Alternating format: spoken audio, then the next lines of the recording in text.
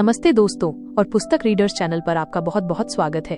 कभी कभी ऐसा नहीं लगता कि हम कितनी भी मेहनत कर लें, कहीं ना कहीं कुछ तो कमी रह ही जाती है। जैसे कोई अदृश्य दीवार हो जो हमें आगे बढ़ने से रोक रही हो। मान लीजिए राजू नाम का एक लड़का है, बहुत मेहनती, सपने भी बड़े हैं, लेकिन जब भी कोई बड़ा मौका आता है वो घबरा जाता है, खुद पर शक करने लगता है और पीछे हट जाता है। सालों से यही चल रहा है। क्या आपने कभी ऐसा महसूस किया है कि आपके अंदर क्षमता तो बहुत है पर उसे पूरी तरह इस्तेमाल नहीं कर पा रहे?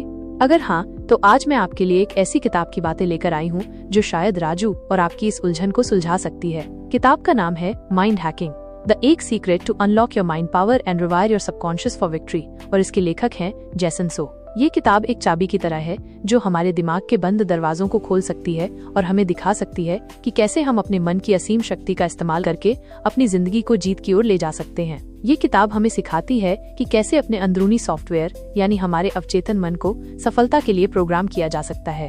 तो चलिए आज इसी दिमागी यात्रा पर निकलते हैं और देखते हैं कि जेसन सो हमें क्या राज बताते हैं।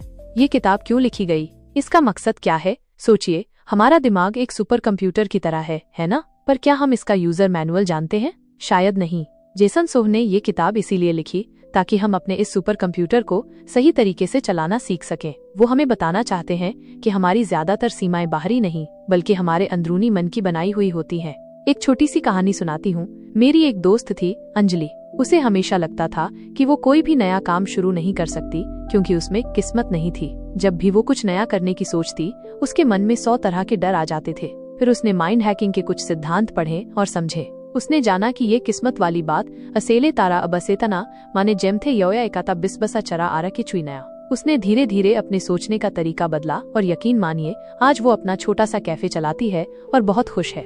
इस किताब का मकसद यही है कि हम भी अंजलि की तरह अपने मन की उन बेड़ियों को पहचाने और उन्हें तोड़कर अपनी जिंदगी में सचमुच का बदलाव ला सके।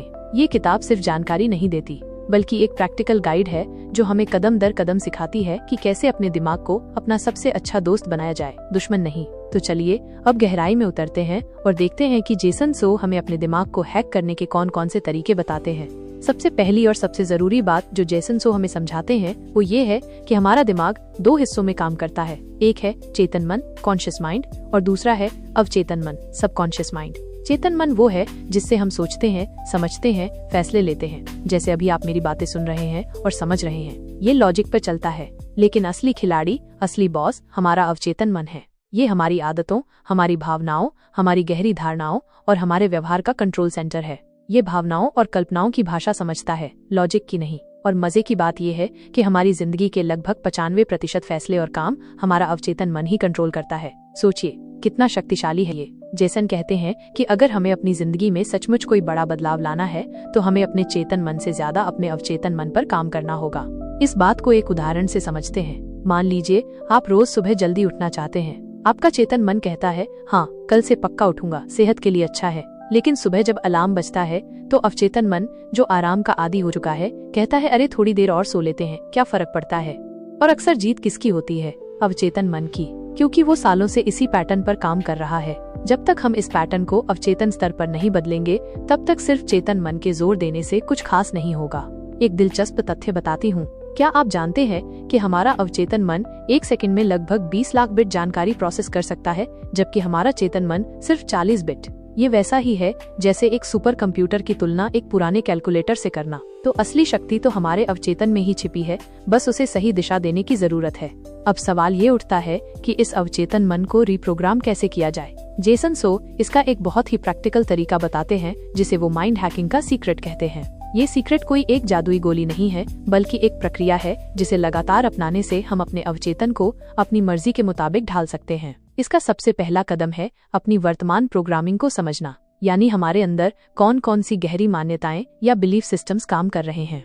जरा सोचिए, बचपन से लेकर आज तक हमने जो कुछ भी देखा, सुना, महसूस किया, वो सब हमारे अवचेतन मन में रिकॉर्ड होता गया है। अगर हमें बार बार ये सुनने को मिला कि पैसे कमाना बहुत मुश्किल है या तुम ये नहीं कर सकते, तो ये बातें हमारे अवचेतन में गहरे बैठ जाती हैं और हमारी सच्चाई बन जाती हैं। फिर चाहे हम चेतन मन से कितनी भी कोशिश करें, अंदर ही अंदर ये पुरानी प्रोग्रामिंग हमें पीछे खींचती रहती है। इसे ऐसे समझिए कि आपके कंप्यूटर में एक पुराना धीमा ऑपरेटिंग सिस्टम है और आप उस पर नए हेवी सॉफ्टवेयर चलाने की कोशिश कर रहे हैं। नतीजा क्या होगा? सिस्टम हैंग हो जाएगा, इसलिए पहले पुराने ऑपरेटिंग सिस्टम को समझना और फिर उसे अपग्रेड करना जरूरी है।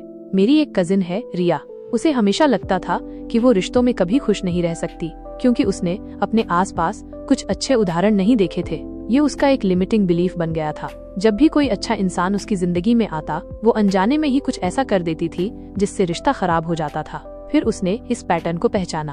उसने समझा कि ये बाहरी दुनिया की नहीं, बल्कि उसके अंदर की एक गहरी धारणा की समस्या है। उसने जानबूझकर सकारात्मक रिश्तों पर ध्यान देना शुरू किया। ऐसी किताबें पढ़ी, ऐसे लोगों से मिली जो खुशहाल रिश्ते निभा रहे थे। धीरे धीरे उसका ये बिलीफ बदलने लगा और आज वो एक बहुत ही प्यारे रिश्ते में है। ये है अपने अंदर की प्रोग्रामिंग को पहचानने और बदलने की ताकत। जेसन सो कहते हैं, आपका अवचेतन मन एक उपजाऊ जमीन की तरह है। आप उसमें जो भी बीज बोएंगे वही फसल उगेगी, चाहे वो सकारात्मक विचार हो या नकारात्मक। इसका सीधा सा मतलब है कि हमें बहुत सजग रहना होगा कि हम अपने मन में किस तरह के विचार डाल रहे हैं। अगर हम लगातार चिंता, डर और शक के बीज बोते रहेंगे तो हमारी जिंदगी में वही उगेगा, और अगर हम आशा, विश्वास और प्रेम के बीज बोएंगे तो हमारी जिंदगी खुशियों से भर जाएगी। अब एक छोटी सी पुनरावृत्ति कर लेते हैं। हमने अभी तक 2 मुख्य बातें समझी। पहला, हमारा दिमाग चेतन और अवचेतन 2 हिस्सों में काम करता है, जिसमें असली कंट्रोल अवचेतन मन के पास होता है। और दूसरा, हमारी जिंदगी हमारे अवचेतन मन में बैठी गहरी धारणाओं और मान्यताओं से चलती है, जिन्हें पहचानना और बदलना माइंड हैकिंग का पहला कदम है। चलिए अब आगे बढ़ते हैं। जब हमने अपनी पुरानी नुकसानदायक प्रोग्रामिंग को पहचान लिया तो अगला कदम क्या है? जेसन सोह बताते हैं कि अगला कदम है अपने अवचेतन मन को नए, सकारात्मक और शक्तिशाली निर्देशों से रीप्रोग्राम करना। और इसके लिए वो कुछ बहुत ही असरदार तकनीकों का जिक्र करते हैं। इनमें से एक सबसे महत्वपूर्ण तकनीक है विजुअलाइजेशन, यानी मानसिक चित्रण। इसका मतलब है कि आप जो भी पाना चाहते हैं या जैसा बनना चाहते हैं, उसकी अपने मन में एक स्पष्ट और जीती जागती तस्वीर बनाना। और सिर्फ तस्वीर नहीं, बल्कि उसे महसूस भी करना। जैसे कि अगर आप एक सफल व्यवसायी बनना चाहते हैं तो सिर्फ ये सोचना काफी नहीं है, आपको कल्पना करनी होगी कि आप एक सफल व्यवसायी बन चुके हैं। आपका ऑफिस कैसा है, आप कैसे कपड़े पहनते हैं, आप लोगों से कैसे बात करते हैं, सफलता मिलने पर आपको कैसी खुशी महसूस हो रही है। जब आप इन सब चीजों को पूरी शिद्दत से महसूस करते हैं तो आपका अवचेतन मन इसे एक वास्तविक अनुभव की तरह ग्रहण कर लेता है।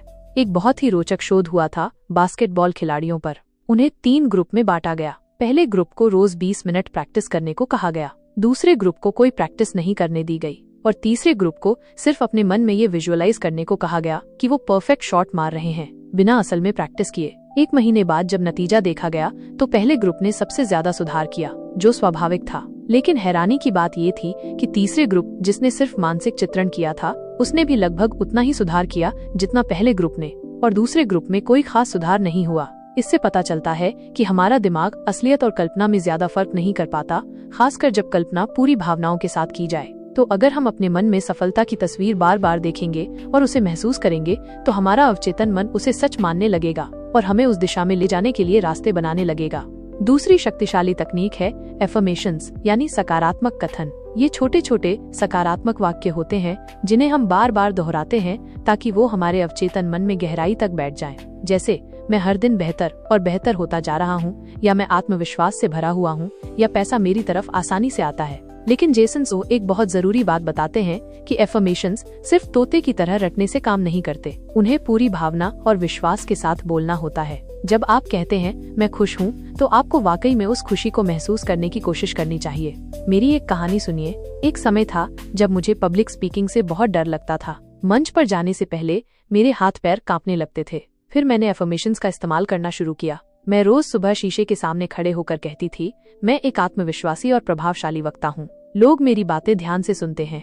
शुरू में तो हंसी आती थी, मन में शक होता था, लेकिन मैं करती रही और साथ ही साथ छोटी छोटी जगहों पर बोलने की प्रैक्टिस भी करती रही। धीरे धीरे मुझे खुद में बदलाव महसूस होने लगा। वो डर कम होने लगा और आत्मविश्वास बढ़ने लगा। ये एफर्मेशंस मेरे अवचेतन मन में नई प्रोग्रामिंग डाल रहे थे। जेसन सोह का एक महत्वपूर्ण उदाहरण है, आपके शब्द आपकी दुनिया बनाते हैं। आप जो कहते हैं और जिस भावना से कहते हैं वही आपकी हकीकत बन जाता है। इसका मतलब है कि हमें अपने शब्दों का चुनाव बहुत सोच समझ कर करना चाहिए, खासकर जब हम खुद से बात कर रहे हों। नकारात्मक शब्दों और शिकायतों से बचें, क्योंकि वो आपके अवचेतन मन को वैसी ही नकारात्मकता से भर देंगे।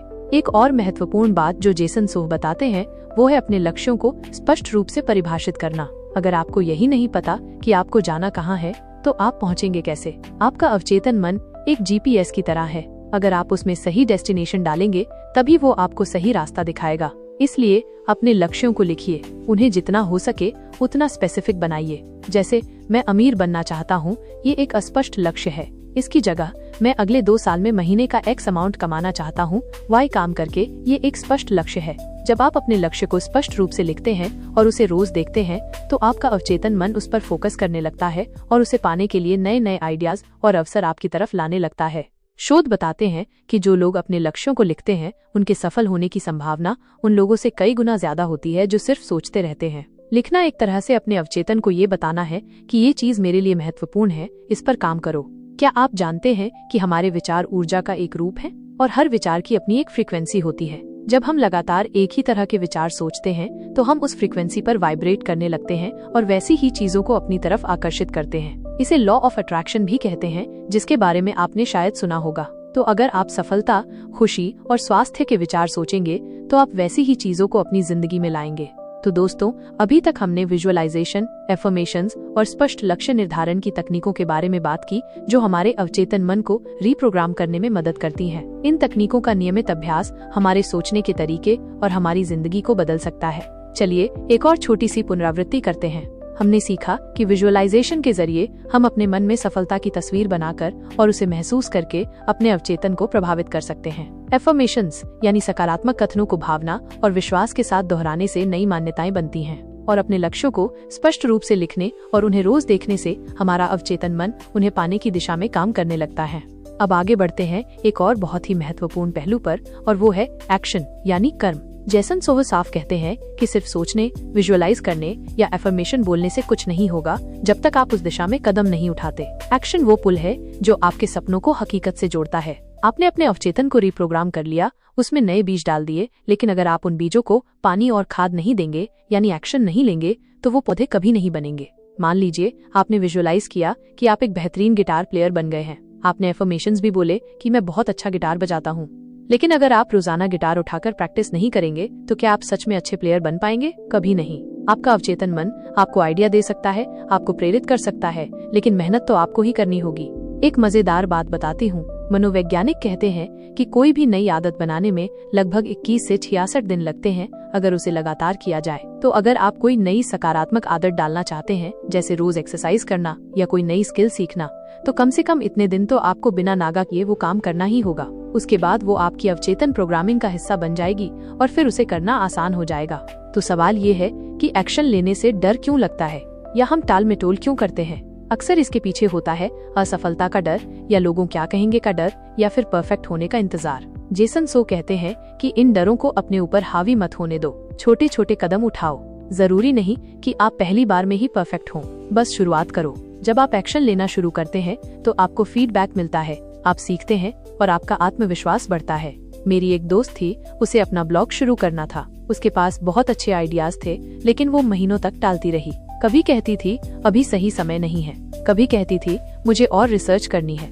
असल में वो डर रही थी कि कोई उसके लिखे को पसंद करेगा या नहीं। फिर एक दिन उसने तय किया कि चाहे जैसा भी हो वो अपना पहला ब्लॉग पोस्ट लिखेगी और पब्लिश करेगी। उसने किया, उसे बहुत अच्छा रिस्पॉन्स नहीं मिला, कुछ लोगों ने कमियां भी निकाली, लेकिन उसे एक बात समझ आ गई कि शुरुआत करने से डर खत्म होता है। उसने लिखना जारी रखा और आज उसका ब्लॉग काफी पॉपुलर है। ये सब इसलिए हुआ क्योंकि उसने पहला कदम उठाया। जेसन सो कहते हैं सफलता का इंतजार मत करो, सफलता की तरफ कदम बढ़ाओ। इसका मतलब है कि हमें प्रोएक्टिव होना पड़ेगा। मौके खुद चलकर नहीं आते, हमें उनकी तरफ जाना पड़ता है।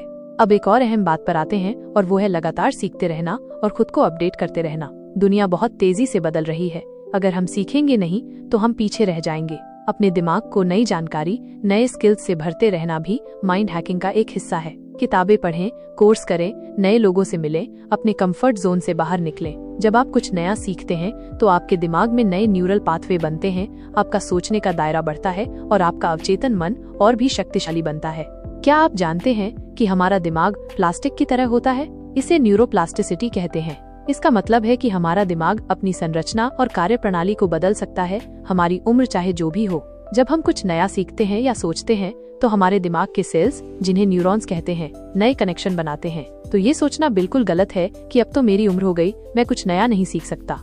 आप किसी भी उम्र में अपने दिमाग को बदल सकते हैं और नई चीजें सीख सकते हैं। ये माइंड हैकिंग का एक बहुत बड़ा आधार है कि बदलाव संभव है, क्योंकि हमारा दिमाग बदलने के लिए ही बना है। तो दोस्तों, एक्शन लेना, लगातार सीखते रहना और अपने दिमाग की न्यूरोप्लास्टिसिटी पर विश्वास करना, ये वो चीजें हैं जो हमारी माइंड हैकिंग की यात्रा को और भी प्रभावी बनाती हैं। ये हमें सिर्फ सपने देखने वाला नहीं, बल्कि सपनों को पूरा करने वाला बनाती हैं। चलिए, समापन की ओर बढ़ने से पहले जेसन सोह की किताब माइंड हैकिंग के कुछ सबसे महत्वपूर्ण बिंदुओं को संक्षेप में दोहराते हैं, ताकि ये हमारे मन में अच्छे से बैठ जाए। 1. अवचेतन मन की शक्ति को पहचाने, असली कंट्रोल रूम यही है। 2. अपनी वर्तमान प्रोग्रामिंग को समझें, अपनी लिमिटिंग बिलीव्स को पहचानें। 3. विजुअलाइजेशन का प्रयोग करें, सफलता की मानसिक तस्वीर बनाएं और महसूस करें। 4. सकारात्मक एफर्मेशंस दोहराएं, भावना और विश्वास के साथ। 5. लक्ष्य स्पष्ट रूप से निर्धारित करें, लिखें और रोज देखें। 6. एक्शन लें, सपने बिना कर्म के अधूरे हैं, छोटे कदम उठाएं।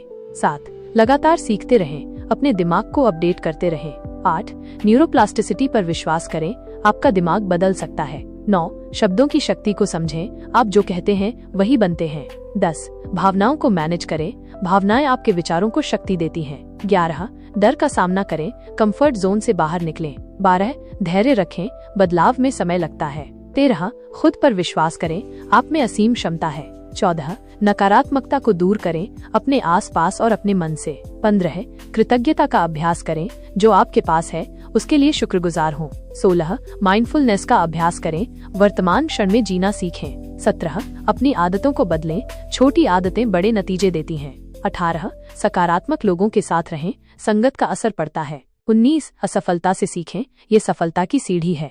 20. अपने क्यों को पहचाने, आपका मकसद क्या है, ये आपको प्रेरणा देगा। 21. अवचेतन मन लॉजिक नहीं, भावना समझता है, इसलिए भावनाओं के साथ काम करें। 22. रिपीटिशन दोहराव महत्वपूर्ण है, नई आदतें और विश्वास दोहराव से बनते हैं। 23. आपका बाहरी दुनिया आपके अंदरूनी दुनिया का प्रतिबिंब है। 24. आप अपने विचारों के मालिक हैं, विचार आपके मालिक नहीं। 25. छोटी जीत का जश्न मनाएं, इससे मोटिवेशन बढ़ता है। 26. अपने स्वास्थ्य का ध्यान रखें, स्वस्थ शरीर में स्वस्थ मन। 27. दूसरों की मदद करें, इससे खुशी और संतुष्टि मिलती है। 28. तुलना करना बंद करें, आपकी यात्रा आपकी है। 29. परफेक्शन का इंतजार न करें, प्रगति पर ध्यान दें। 30. आपकी सबसे बड़ी संपत्ति आपका दिमाग है, इसे समझदारी से निवेश करें। ये तो कुछ मुख्य बातें थीं, किताब में और भी बहुत गहराई है। तो दोस्तों, जेसन सो की किताब माइंड हैकिंग हमें यही सिखाती है कि हमारे दिमाग की शक्ति असीम है। अगर हम इन सिद्धांतों को अपनी जिंदगी में अपनाएं, तो हम सचमुच अपने अवचेतन मन को रीप्रोग्राम करके वो सब कुछ हासिल कर सकते हैं जो हम चाहते हैं। ये कोई रॉकेट साइंस नहीं है, बस कुछ सरल लेकिन शक्तिशाली तकनीकों को लगातार अपनी जिंदगी का हिस्सा बनाना है। एक बार जब आप अपने मन को साधना सीख जाते हैं, तो जिंदगी एक खूबसूरत सफर बन जाती है, चुनौतियों से भरा हुआ, लेकिन हर चुनौती एक नया अवसर लगती है। इन सिद्धांतों को अपनाएं और देखें कि आपकी जिंदगी में कितना बड़ा और सकारात्मक बदलाव आता है। आपका मन आपका सबसे अच्छा दोस्त बन सकता है, बस उसे सही ट्रेनिंग देने की जरूरत है। उम्मीद है आपको आज की ये चर्चा पसंद आई होगी। अगर आप चाहते हैं कि मैं ऐसी ही और किताबों पर बात करूं, तो पुस्तक रीडर्स चैनल को सब्सक्राइब करना बिल्कुल मत भूलिएगा। और हाँ, कमेंट्स में मुझे जरूर बताइए कि आप अगली कौन सी किताब के बारे में सुनना चाहेंगे। आपके सुझावों का इंतजार रहेगा।